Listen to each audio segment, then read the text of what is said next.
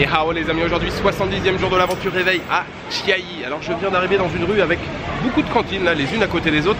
Ça m'a été conseillé par Marc. Donc Marc, un grand merci à toi pour ce petit tuyau. Je viens d'arriver, je viens de garer le scooter. Alors il y a du choix, il y a du riz, il y a des nouilles. Je vais probablement prendre des nouilles. Je me suis garé juste sous le nez là du chef cuistot qui est en train de faire les nouilles. Il m'a fait un sourire, donc je vais probablement aller dans son restaurant manger un petit bol de nouilles. Alors aujourd'hui, on va commencer par aller visiter le Inoki Village, qui se trouve pas très loin d'ici, là, qui se trouve dans la ville de Chiayi. C'est un petit complexe de bâtiments d'anciens dortoirs qui servaient aux fonctionnaires. C'était sous l'époque japonaise, qui ont été restaurés. Donc ce sont des de dortoirs de style plutôt japonais. Il y a peut-être 2-3 petits jardins à côté. On va aller voir à quoi ça ressemble. Et puis j'ai loué un scooter aujourd'hui. Mais oui, je vous ai dit.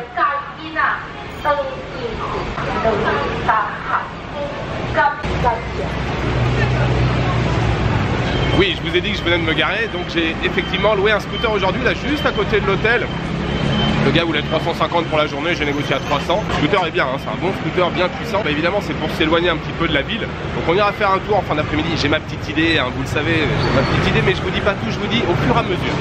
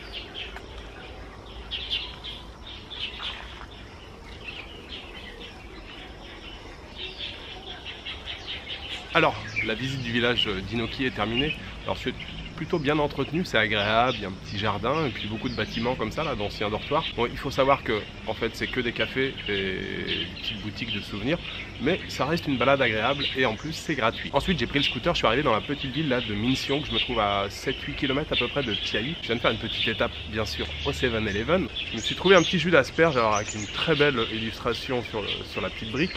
Et puis ces petits bonbons à la fraise tout mignons, barbe à papa et tout, ça vient de Corée, c'est écrit en coréen dessus. C'est importé, mais ça a l'air bien sympathique. Par contre, ce que j'ai à vous dire maintenant est beaucoup moins drôle, beaucoup moins rose. Je me trouve... Vous avez entendu ce bruit? C'est le paquet de bonbons qui est tombé. Je me trouve devant une maison, un manoir, abandonné, et qui serait hanté. Alors, l'histoire, c'est que ce manoir, qui a été construit en 1929, appartenait à une riche famille, la famille Liu, et qui avait une femme de ménage, une domestique. Et le père de famille a pris la fâcheuse habitude de coucher avec la femme de ménage. Sa femme a fini par la prendre, donc elle a commencé à torturer physiquement et mentalement la femme de ménage. Ça a duré des semaines et des semaines et des semaines, jusqu'au jour où la femme de ménage a décidé de se suicider. Elle s'est jetée dans le puits qui se trouve juste devant moi. Suite à ça, apparemment, tous les soirs, quand le couple se couchait, il y avait le fantôme qui apparaissait devant leur lit, qui était là tous les soirs et qui venait bien sûr les hanter toute la nuit. Donc il y a eu beaucoup d'histoires après. La famille Liu a décidé de quitter la maison. La maison était abandonnée. Il y a beaucoup de gens qui ont essayé de venir s'installer ici. Malheureusement, il leur est arrivé beaucoup de malheur par la suite. Donc la légende était née. Cette maison est hantée. Je suis tout seul ici. Alors j'ai du mal à retranscrire une ambiance assez lugubre puisqu'il y a un beau soleil, il y a des petits oiseaux qui chantent autour. Mais c'est une maison hantée, messieurs, dames. Et je suis seul et je vais l'explorer, je vais faire le tour. Le puits, apparemment, il ne faut pas s'en approcher, ça porte malheur. Je suis déjà allé voir juste à côté, à l'intérieur. J'espère que vous ne croyez pas aux fantômes.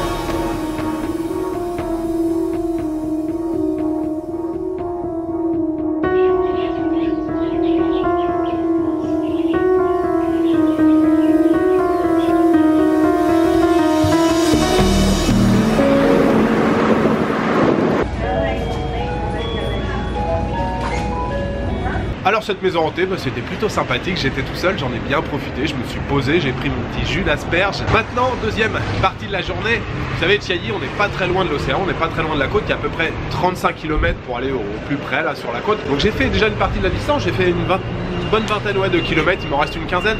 Je vais aller dans la petite ville de Budai, il y a une chose en particulier que je veux voir là-bas, et puis le reste, je sais pas. Je ne sais pas s'il y a une plage, je ne sais pas s'il y a un port, on va aller découvrir ensemble la petite ville de Budai.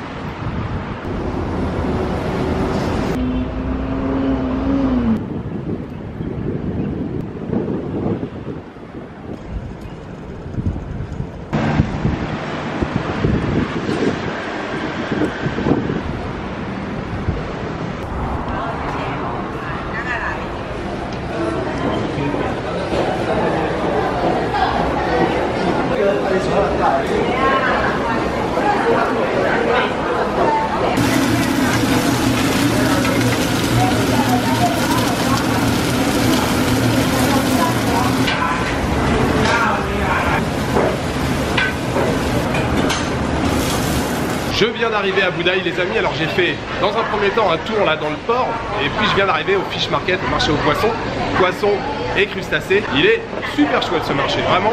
Je me suis dit ouais, ça va être le milieu de l'après-midi, ça va être calme. Non, il y a encore quasiment tous les stands qui sont ouverts, et il y a aussi plein de petits restaurants. Je viens de m'arrêter justement là dans un restaurant. C'était pas vraiment omelette, mais voilà, un œuf cassé sur une plaque chaude là, avec de la salade, du soja et des huîtres. Elle a rajouté un petit peu de sauce tomate sur le dessus. Franchement, je me suis régalé et c'était excellent. Ça coûtait seulement 60 $ taïwanais, ce qui fait encore une fois moins de 2 €. C'était très très bon. C'est très chouette ce marché là, j'aime beaucoup. Il y a plein de choses à grignoter si on veut, et voilà, une grande variété de poissons et de crustacés. Il y a beaucoup de crabes et beaucoup d'huîtres, beaucoup de crabes. Vraiment très chouette. Budai Fish Market.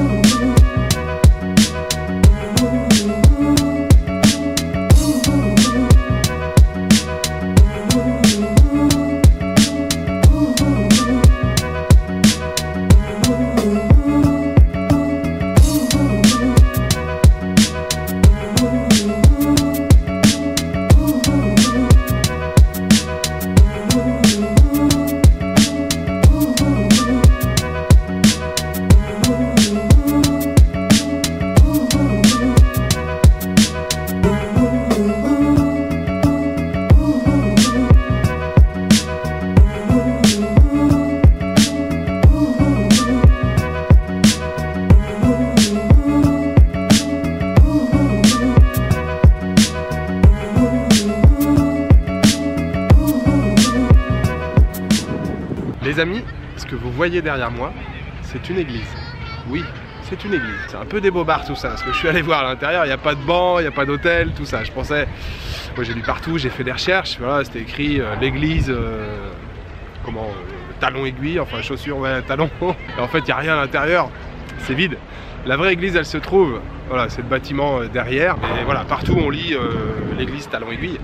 Bon, après c'est joli, hein, c'est assez sympa comme truc, c'est sympa pour faire des photos, mais il n'y a pas de messe à l'intérieur, ce n'est pas une véritable église. Je suis un peu déçu, voilà, je pensais vraiment que c'était une église. Bon, tant pis, non, je plaisante, c'est pas très grave, mais c'est joli quand même. Alors, pendant que je suis ici, les amis, j'en profite pour vous montrer quelque chose dont je ne vous ai pas encore parlé. Il s'agit de cette machine qui se trouve derrière moi. C'est une machine à... Comment on peut appeler ça? Boîte surprise, paquet surprise. Ça fait la taille d'une machine à boisson si vous voulez. Et vous avez des boîtes qui sont toutes identiques à l'intérieur. Vous insérez une pièce de 100 $, enfin un billet de 100 $, pardon. Et c'est la surprise, vous pouvez gagner éventuellement gros lot.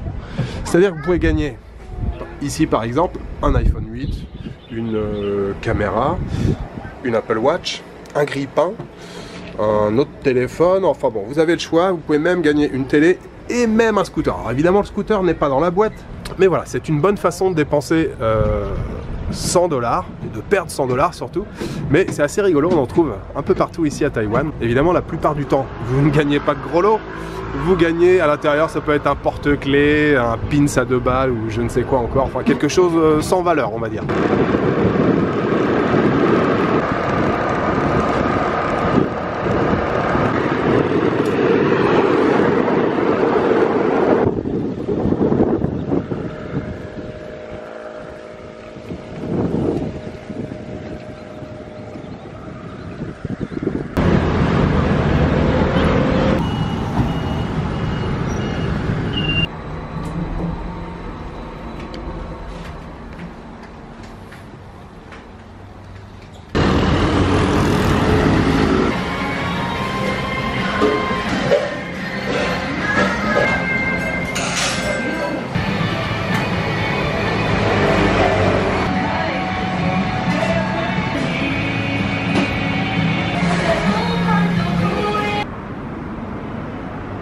Alors il s'est passé pas mal de temps depuis que je vous ai parlé la dernière fois à Budai les amis. Retour ici bien sûr à Chiayi. Je suis allé dîner dans une chaîne de restaurants. J'ai pris une beef noodle soup qui était pas mal. Ça a coûté 125 $.